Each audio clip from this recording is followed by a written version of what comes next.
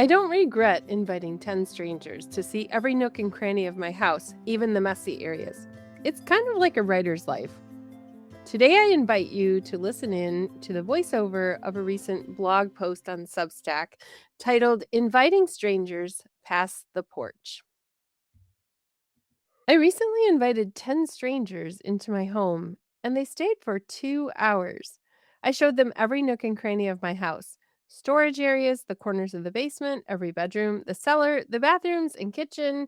And then we sat on the wooden benches at the dining table visiting. No, my home isn't for sale, and no, I'm not making this up. But there's a twist. You knew there had to be. Our home is a century-old former country church with a parsonage attached.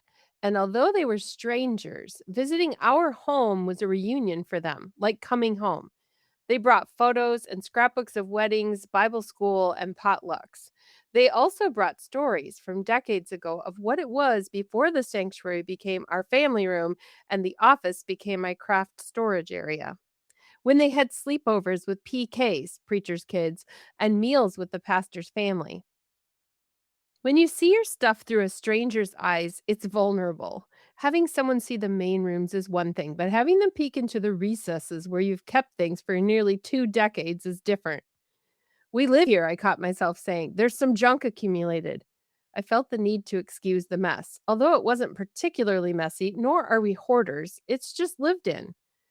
Before they left, someone asked if they could pray with us for the ministry work my husband does at a nearby Christian camp and for our family, which has expanded from 4 to 12 people since we moved here.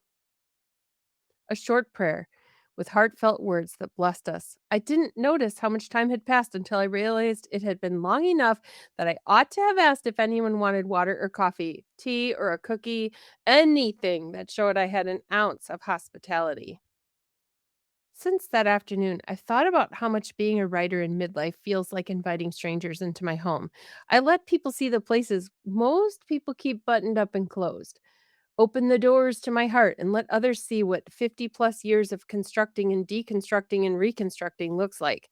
Hint, it looks a lot like a 100-plus-year-old home with multiple additions and remodels.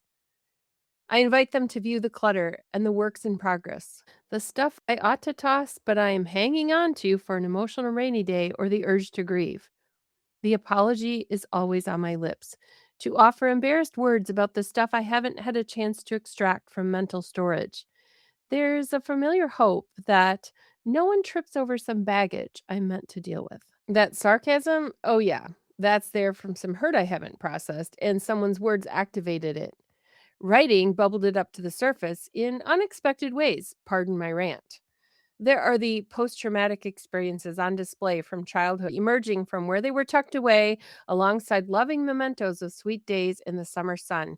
But there it is, one showing up in unstoppable form for several days and nights when a thing triggers it and the hurt won't relent. I won't vomit it to the page impulsively because some things I don't even understand, but they show up in shadowy ways. The sharp tongue, intolerance of fake nice, super sonar radar for lies, tender heart for empathy but missing words to express it, a thought of a friend followed by a whispered prayer for her, a passion for detail and art and words on a page, a thirst for beauty and a craving for nature and water. It's all there, just the same as the dungeon in my church house basement that once housed church ladies chattering and washing dishes in a fellowship hall that has long since become musty and damp. What it was and what it is merged together, some parts sorting onto the page for others to read, and some retreating back into the recesses of my mind. Like the dark shadows on faded blue carpet that bear evidence of the pews that were once bolted to the floor of what we call the chapel, aka family room. Shadows of Michelle from 1969, 1975, 1984, 1987, 1992, and all the years between and after remain. Sometimes it hurts to open the doors and show others who I am. A shy moment of wondering if they will still love me after wrestling through questions of faith and finding myself with more questions rather than answers. Will they embrace my progress and quirks? Will they accept a girl who rips open political and religious boxes and puts legalism, hatred, anger, and judgment out by the curb like discarded boxes from the basement to make space for justice, diversity, equity, inclusion, grace, tolerance, and love in its not fully unpacked state? Will they engage with the me who doesn't like who she used to be? Maybe. Some will respond with unsubscribes. It's okay.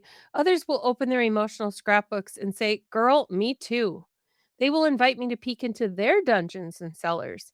The attic, the seasonal storage, that junk drawer of feelings that can't be sorted and processed. And together, we will see that Jesus never left the building. I might be repurposing things and tossing, but he's still the central figure, more now than ever. When the group of strangers said goodbye, one thing stood out. They had known my home when it was their center of ministry. But Jesus is still here. Ministry is still here. One gentleman expressed how grateful he was that God was still at work here in new ways, within our work, our family, our community.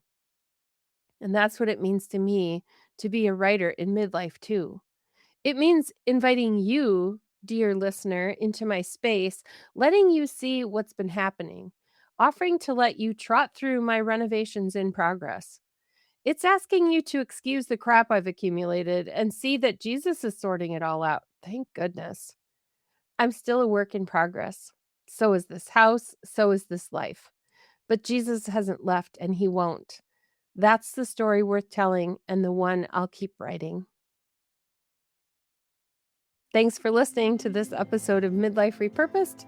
You'll find more at midliferepurposed.com. That'll take you straight to Substack where you'll find all the things I've been writing lately.